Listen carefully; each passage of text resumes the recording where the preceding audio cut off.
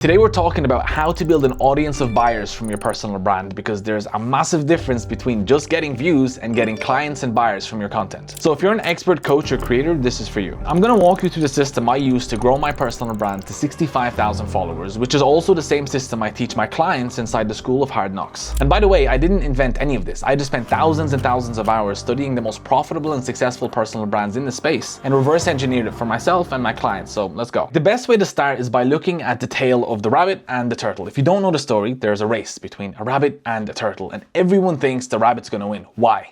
Because externally they have so much speed. They're a rabbit, and the turtle is externally really slow. It's the same thing here. There's two camps. There's the guys who optimize for virality. Externally, you'll look at the views and you'll think they're winning. And there's the guys who maybe don't get as much views, but they optimize for a very specific audience. And if you don't know about the story, the turtle wins, and it's the same thing here. If you want to optimize for virality, you're going to get high views, but most of those viewers are going to be random people who aren't interested in you and they're not going to buy from you. But if you optimize for a specific audience, you're going to get less views, but those views are going to be from people who can afford your high ticket services. So if you're an expert coach or creator selling your service, you don't want to be diluted by a big, massive audience who can't afford you. You just want to sell to your ideal customer. The best way to explain this is through an example. Let's say you want to make $30K a month. If you're selling something for $3,000 or $5,000, you only need 10 clients for $3,000 and 6 clients for $5,000. If you're selling something super cheap and therefore you need way more views, you probably need, I don't know the math, like 500 or something. It's not going to work. It's not going to work. Most people do think externally, the more followers, the better, but it's actually the complete opposite. That's why you see a load of influencers with millions and millions of followers coming online and saying, hey, I'm not making money. The most important thing here is messaging. How do we build a brand that doesn't just look externally successful like the rabbit, but is actually successful like Mr. Turtle? So, firstly, you need to understand exactly who you're talking to. This is called your ICP, your ideal customer profile. So this determines your entire content strategy. If you don't have this figured out, you're not going to know who you're talking to. You know, when you have this sorted, you're going to know the specific words to use that will either attract your ideal viewer or repel them. So to give you an example, if I'm a businesswoman and I target successful women tired of her 9-to-5 and wants financial freedom.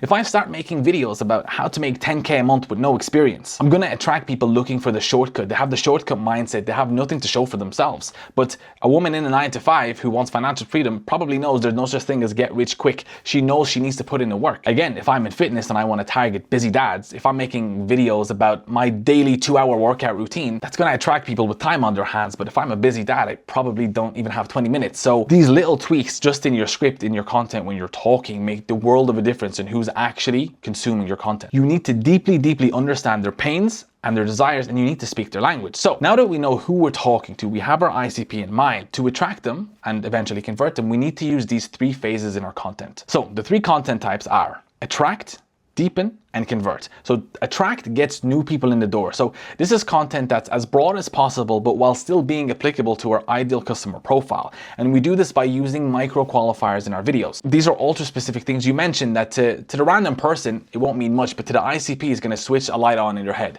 For example, if I want to attract super busy dads or super busy high performers in their 9-to-5, and I'm using little keywords in my content like lazy, and I was lazy and I had no money, they're going to feel repelled by that, right? It's not going to speak to them. But if I was speaking in terms of, I was super burned out, but I knew I couldn't stop because I was meant for more, that's going to speak to the high performer mindset. Now, to someone who's not ICP, they can still listen and consume the video regardless of those little keywords. But if we want to attract their ICP, we need to micro qualify them at the top. So this type of content, it shouldn't be super in-depth because they don't know you yet. You're a stranger. You shouldn't be going in with a 2-3 minute video. It should be somewhat surface level, but still interesting and applicable to your ICP. This is the type of content that's going to get new people in. But once we get new people in, they're not just going to buy for us. They don't trust us. We're still strangers. So this is where the deepen phase comes in. This is where we're going to build trust and authority with our ICP. So this is content that builds both credibility and connection, making your ideal client see, look, this person is for me. So here we need to solve their specific pains and make them trust us by talking about our beliefs and values. And if their beliefs aligns with us, they're going to trust us. So to do this, well, we're going to need to do personal storytelling where we show these values, show these beliefs, whether it be what you believe about the world, what you stand against, and so on and so forth. And this is where, now you've got them into your ecosystem, you can go more in depth in your educational content to build that authority and remove objections. So if you're getting on calls and people keep bringing up the same objections, the deepen phase is where you can talk about those objections so you can solve them in the content. Now, after that, You have people in your ecosystem. You've deepened the trust. They know, like, and trust you. How do we get them to buy from you? This is where you start showcasing your client results, your testimonials, transformations, and to get them in the door and start a conversation, you need to be doing CTAs in your story, CTAs in your content. Now that we know the type of content to make, where do we find the ideas for the content that we're making? Right, so good question. Thank you for asking. So there's 3 ways to do this. So option number 1 is, well, your own experiences. This is where you talk about your own achievements, your own beliefs, your own, like what you've seen last week that came into your mind that, oh, this could solve the problem of my ICP. There we go. Now we also have your clients' experiences. This is where we talk about the problems your clients are bringing up. Like if you have 4 or 5 clients asking you the same questions, the likelihood is there's someone else out there who could be a buyer that has the same question on their mind. And if you can answer that question, you're going to be on the radar. As well as that, sales calls. If you can download all your sales calls, the transcripts, and put them into Claude and like just ask, what are the most common objections coming up in these sales calls? That's a whole list of content ideas for you to make. Also, ask your clients, what are the videos of mine that you engage with the most? What caused you to book a call with me? There's probably a specific reason why that video caused them to book a call. If you can make more of that content, you're probably going to book more calls. Right, so the next method of ideation is through outliers. Outliers are videos that got your competitors or other creators 5 to 10x their average view counts. You can find them through either industry mining or niche translation. So industry mining is looking inside your own niche for a video from someone else that outperformed. You can look at that video, extract the successful DNA and apply it to your own video. Or niche translation. This is where you take something that's working outside of your niche and you bring it into yours, and then you come across as the industry leader in your space. So for example, I was seeing this format working really well in the fitness niche and I took it to the content niche, and I haven't seen anyone really do before, I don't think. And then after that video started working, a lot of people started doing it and I was the quote unquote originator per se. Right, so once you have an outlier, what do you do? So you have to look at the successful elements of that outlier, extract them, and then fill in the gaps with your expertise. So what are the successful elements? So there's 6, well there's more than 6, but here are the main ones I see in the content. So number 1 is topic. This is the general description of a video. For example, if we have a video like you need to eat more fat, you need to eat more to lose fat faster, or exercise will not make you lose fat, right? They're different videos, but they're all under the same topic of fat loss. Now, what's different about these videos is the take. So they're all about fat loss, but they're all coming at fat loss from a different angle. Now, the hook is a super important element of any successful video. This is what the viewer sees, hears, and reads in the first 5 seconds. Also, the script structure. Is the video a tutorial? Is it a transformation? Is it a case study? And so on. And the format, as I showed you earlier. So we have a clone format, we have a green screen format, we have a tier list. There's multiple different formats, loads of formats.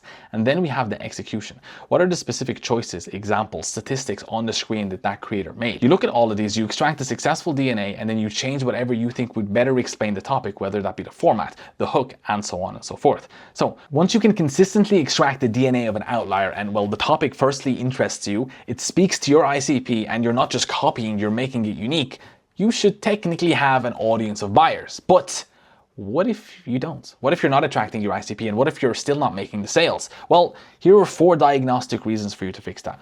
Right, so the first reason this could be happening is the person you're trying to talk to can't hear you. You might think that you're speaking in the language of your ICP or talking directly to their problems, but there's a very likely case that you're not. You could be using the wrong words that maybe speak to a lower demographic that can't afford your services, and so on and so forth. So I would go back and look at their problems, at the language. How do they talk? Where should I meet them at in my videos? And the metric for success here is followers and engagement directly from your ICP.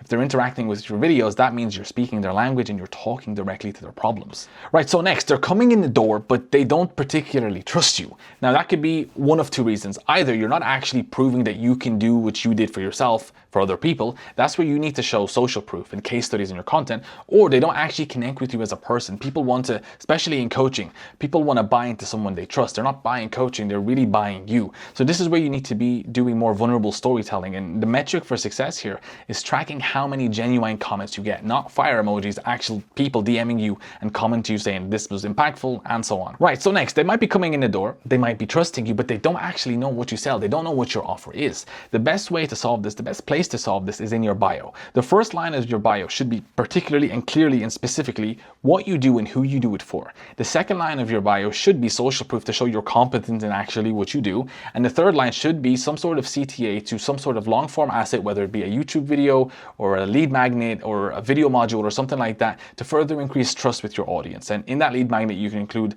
some sort of link to book a call. But even if all of that is in place, it doesn't matter if they don't see you. You could be talking to the right person, they could trust you and they could know your offer, whatever. But before all of that, they need to actually watch your video. If your hook is bad, if you're using a format that's not really optimized, or if you're using topics or ideas that aren't really trending or on the mind of your ideal clients, well, they're going to just leave the video in the first second. So at that point, it doesn't actually matter what you're saying. So the metric for success here is views. If you're actually struggling to get under like 100, 200, 1,000 views, your main focus should be the first 3 seconds, experimenting with outlier formats that have worked in other niches and put them into yours, and selecting ideas that are actually on the mind of your ideal clients. Okay, so I hope you found this helpful. And if you want to work further with me one-on-one to make sure you're actually building an audience of buyers and not just freebie seekers, you can head on to my Instagram and DM me the number 92 and we can have a quick chat about repositioning your content.